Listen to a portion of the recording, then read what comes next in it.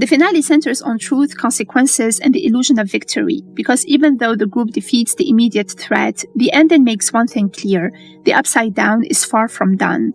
At first, it seems like the finale is building toward a classic reveal: a dangerous creature, a scientist's experiment gone wrong, a fight for survival.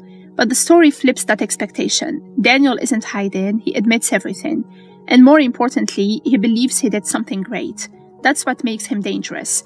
He didn't just create a monster, he fed it, nurtured it, and refused to see the consequences. So when the Plant Queen breaks free, it's not an accident.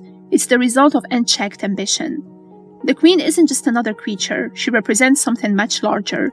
A living bridge between worlds, a growing force connected to the Upside Down, a threat that evolves the more it consumes. When she devours Daniel along with the serum, she becomes even stronger.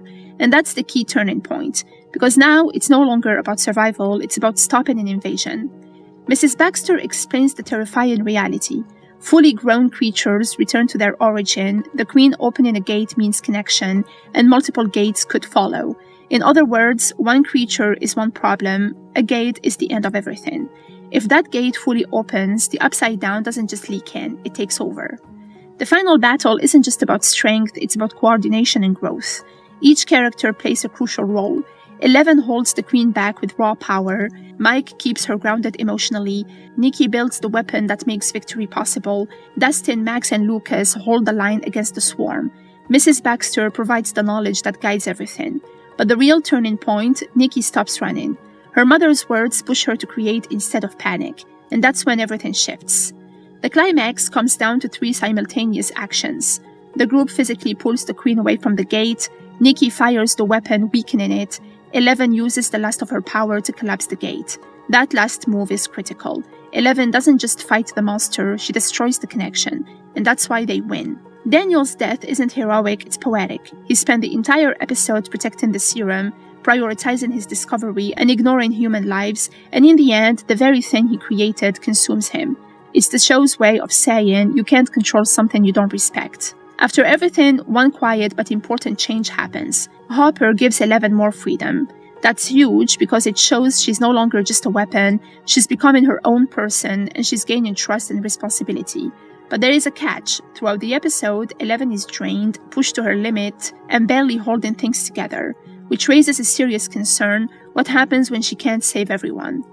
The group reuniting to play D&D again might feel simple, but it's meaningful, because it represents normalcy, friendship, and childhood.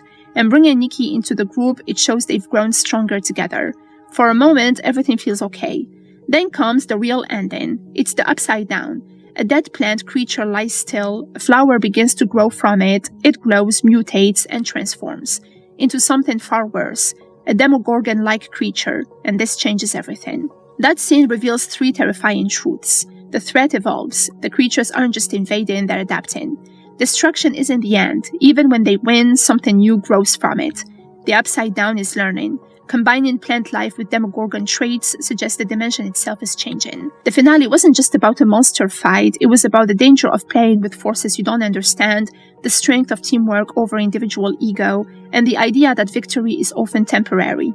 The group saved their world for now, but the final message is clear: this wasn't the end of the story.